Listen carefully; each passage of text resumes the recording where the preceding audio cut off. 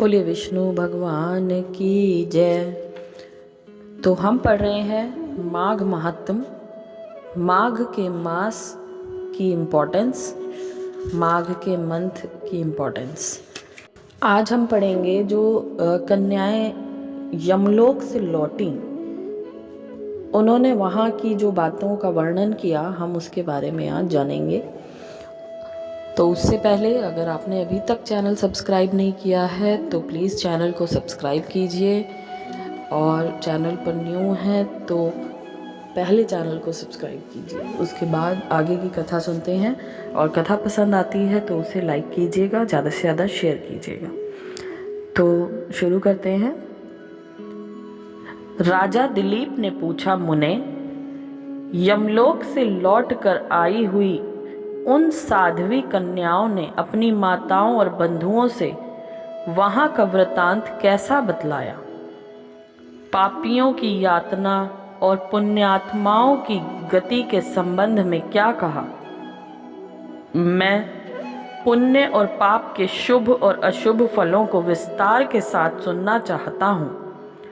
वशिष्ठ जी बोले, राजन, कन्याओं ने अपनी माताओं और बंधुओं से पुण्य पाप के शुभ अशुभ फलों के विषय में जो कुछ कहा वह ज्यों का त्यों तुम्हें बतलाता हूँ। कन्याओं ने कहा, माताओं, यमलोक बड़ा ही घोर और भय उत्पन्न करने वाला है। वहाँ सर्वदा चारों प्रकार के जीवों को विवश होकर जाना पड़ता है। गर्भ में रहने वाले अथवा जन्म लेने वाले शिशु, बालक, तरुण, अधेड़, बूढ़े, स्त्री, पुरुष और नपुंसक, सभी तरह के जीवों को वहां जाना पड़ता है। वहां चित्रगुप्त आदि समदर्शी एवं मध्यस्थ सत्पुरुष मिलकर देहधारियों के शुभ और अशुभ फल का विचार करते हैं। इस लोक में जो शुभ कर्म करने वाले कोमल हृदय तथा दयालु पुरुष हैं, वे सौम्य मार्ग से यमलोक में जाते हैं। नाना प्रकार के दान और व्रतों में संलग्न रहने वाले स्त्री पुरुषों से सूर्य नंदन यम की नगरी भरी है। माघ स्नान करने वाले लोग वहां विशेष रूप से शोभित होते हैं। धर्मराज उनका अधिक सम्मान करते हैं। वहां उनके लिए सब प्रकार की भोग सामग्री सुलभ होती है। माघ स्नान में मन लगाने वाले लोगों के सैकड़ों हजारों विचित्र विचित्र विमान वहां शोभा पाते हैं।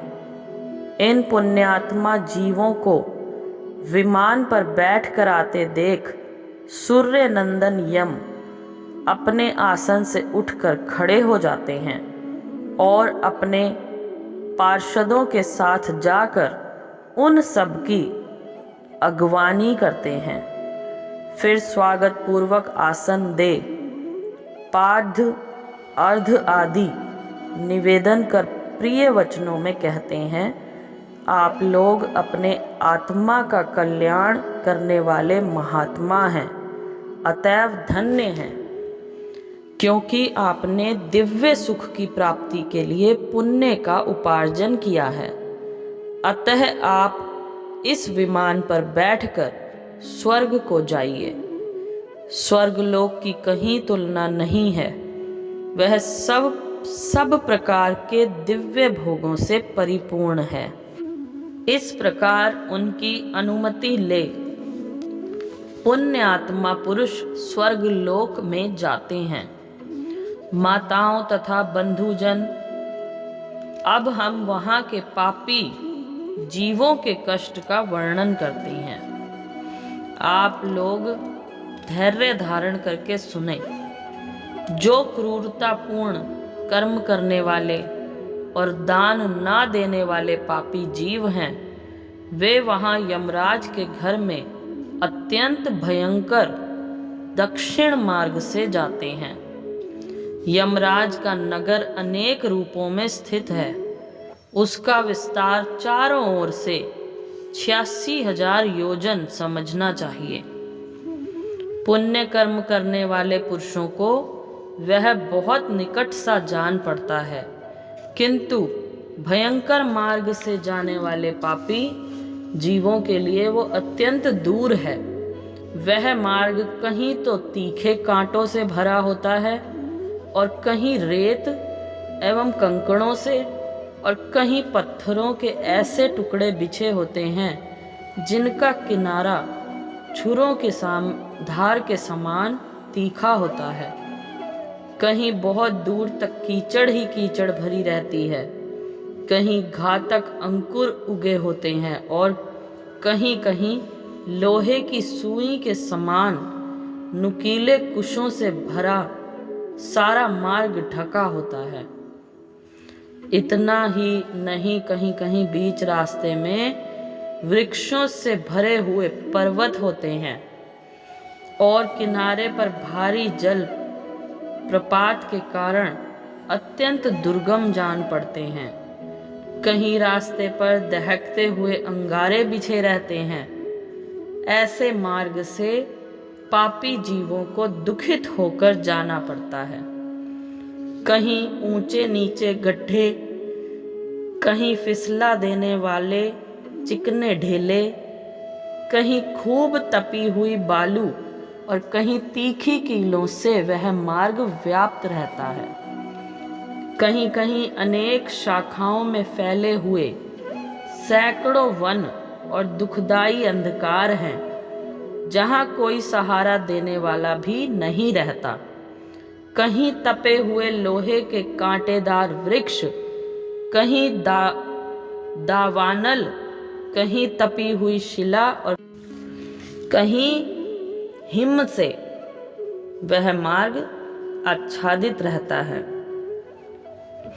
कहीं ऐसी बालू भरी रहती है जिसमें चलने वाला जीव कंठ तक धंस जाता है और बालू कान के पास तक आ जाती है। कहीं गर्म जल और कहीं कंडों के आग से यमलोक का मार्ग व्याप्त रहता है। कहीं धूल मिली हुई प्रचंड वायु का बवंडर उठता है और कहीं बड़े बड़े पत्थरों की वर्षा होती है। उन सब की पीड़ा सहते हुए पापी जीव यमलोक में जाते हैं। रेत की भारी वृष्टि से सारा अंग भर जाने के कारण पापी जीव रोते हैं। महान मेघों की भयंकर गर्जना से वे बारंबार थर्रा उठते हैं। कहीं तीखे अस्त्र शस्त्रों की वर्षा होती है जिससे उनके सारे शरीर में घाव हो जाते हैं। तत्पश्चात उनके ऊपर नमक मिले हुए पानी की मोटी धाराएं बरसाई जाती हैं। इस प्रकार कष्ट सहन करते हुए उन्हें जाना पड़ता है। कहीं अत्यंत ठंडी, कहीं रूखी और कहीं कठोर वायु का सब ओर से आघात सहते हुए पापी जीव सूखते और रोते हैं। इस प्रकार वह मार्ग बड़ा ही भयंकर है। वहाँ राह खर्च नहीं मिलता, कोई सहारा देने वाला नहीं रहता।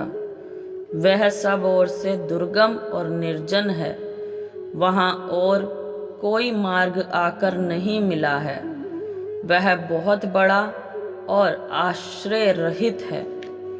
वहाँ अंधकार ही अंधकार भरा रहता है। वह महान कष्टप्रद और सब प्रकार के दुखों का आश्रय है। ऐसे ही मार्ग से यम की आज्ञा का पालन करने वाले अत्यंत भयंकर यमदूतों द्वारा समस्त पाप परायण मूढ़ जीव बलपूर्वक लाए जाते हैं। वे एकाकी, पराधीन तथा मित्र और बंधु बांधुओं से रहित होते हैं। अपने कर्मों के लिए बारंबार शोक करते और रोते हैं। उनका आकार प्रेत जैसा होता है। उनके शरीर पर वस्त्र नहीं रहता। कंठ, ओंठ और तालु सूखे होते हैं।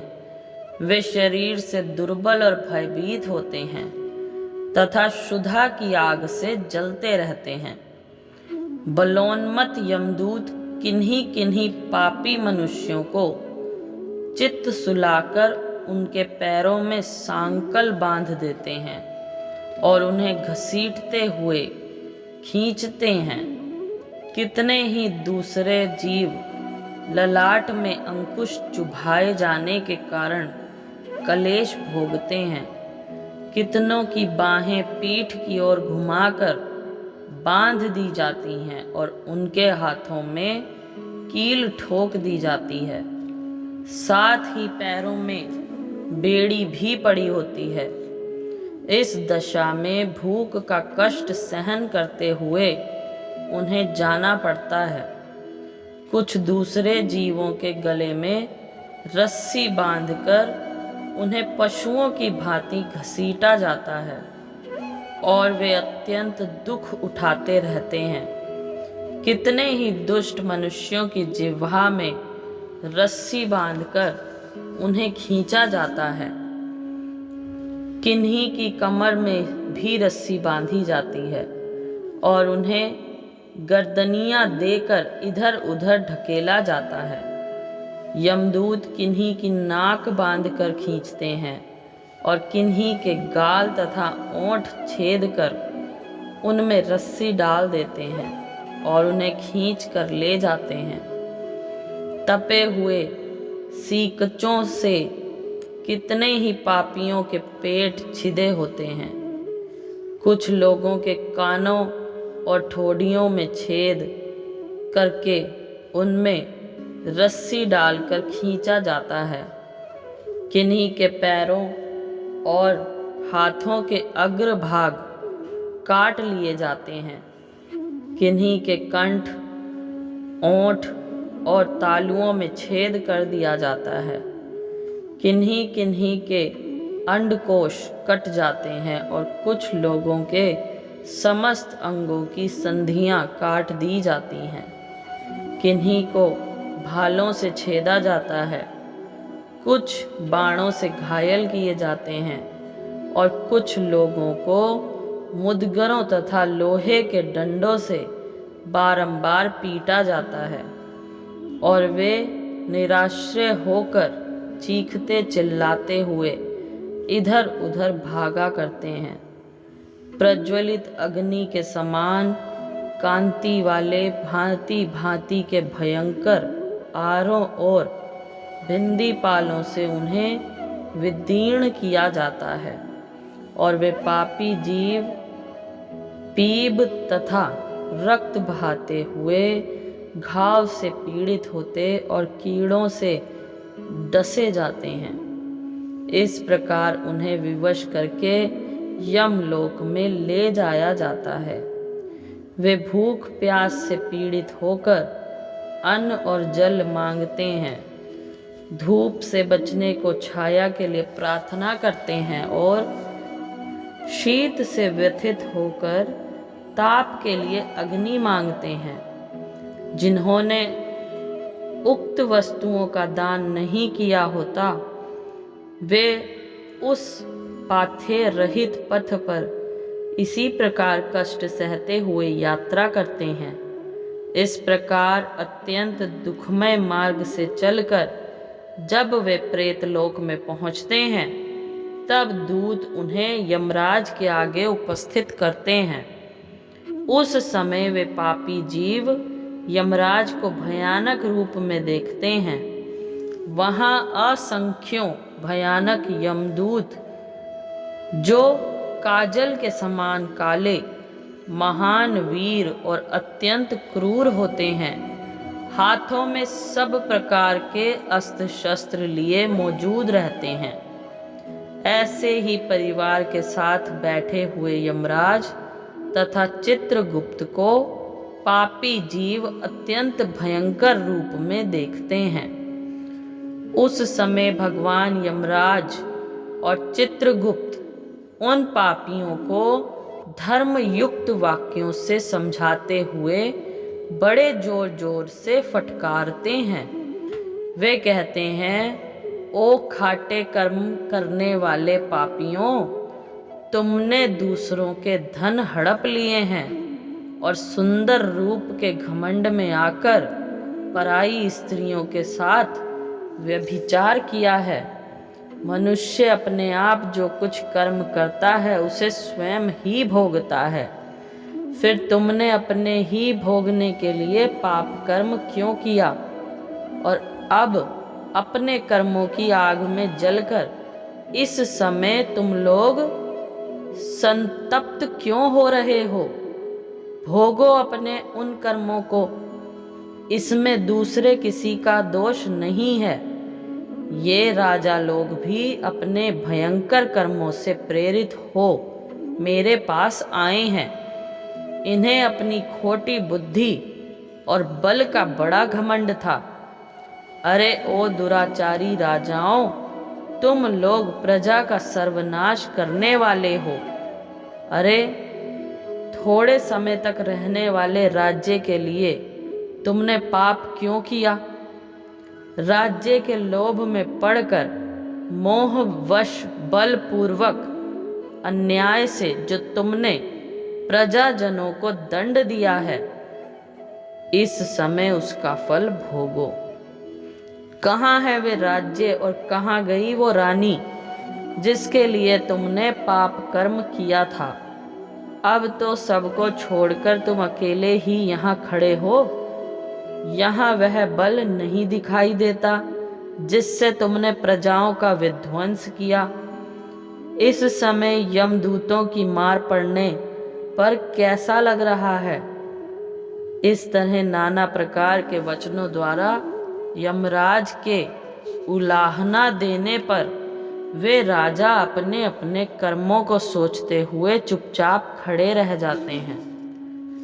इस प्रकार राजाओं से धर्म की बात कहकर धर्मराज उनके पाप पंक की शुद्धि के लिए अपने दूतों से इस प्रकार कहते हैं, ओ चंड, ओ महाचंड, तुम इन राजाओं को पकड़कर ले जाओ और क्रमशः नरक की आग में डालकर इन्हें पापों से शुद्ध करो। तब वे दूत शीघ्र ही उठकर राजाओं के पैर पकड़ लेते हैं और उन्हें बड़े वेग से आकाश में घुमाकर ऊपर फेंकते हैं। तत्पश्चात उन्हें पूरा बल लगाकर तपाई हुई शिला पर बड़े वेग से पटकते हैं, मानो किसी महान वृक्ष पर वज्र से प्रहार करते हों। शिला पर गिरने से उनका शरीर चूर चूर हो जाता है, रक्त के स्रोत बहने लगते हैं और जीव अचेत एवं निश्चेष्ट हो जाता है। तदंतर वायु का स्पर्श होने पर वह धीरे धीरे फिर सांस लेने लगता है। उसके बाद पाप की शुद्धि के लिए उसे नरक के समुद्र में डाल दिया जाता है। इस पृथ्वी के नीचे नरक की 28 कोटियां हैं। वे 7वें तल के अंत में भयंकर अंधकार के भीतर स्थित हैं। उनमें पहली कोटि का नाम घोरा है, उसके नीचे सुघोरा की स्थिति है, तीसरा अति घोरा, चौथी महाघोरा और 5वीं कोटि घोर रूपा है। छठी का नाम तरल तारा, 7वीं का भयानका, 8वीं का कालरात्रि और 9वीं का भयोत्कटा है। उसके नीचे 10वीं कोटि चंडा है, उसके भी नीचे महाचंडा है। 12वीं का नाम चंड कोलाहला है और उसके बाद प्रचंडा, नरनायिका, कराला, विकराला और वज्रा है। वज्रा की 20वीं संख्या है। इनके सिवा त्रिकोणा, पंचकोणा, सुदिग्रा, परिवृतुल्ला, सप्तभौमा, अष्टभौमा, दीप्ता और माया, ये 8 और हैं। इस प्रकार नरक की कुल 28 कोटियां बताई गई हैं। उपयुक्त कोटियों में से प्रत्येक के 5-5 नायक हैं। उनके नाम सुनो। उनमें पहला रौरव है, जहां देहधारी जीव रोते हैं। दूसरा महारौरव है, जिसकी पीड़ाओं से बड़े बड़े जीव भी रो देते हैं। और तीसरा तम, चौथा शीत, पांचवा उष्ण। ये प्रथम कोटि के 5 नायक माने गए हैं। इनके सिवा सुघोर, सुतम, तीक्ष्ण, पद्म, संजीवन, शठ, महामाया, अतिलोम, सुभीम, कंटकट,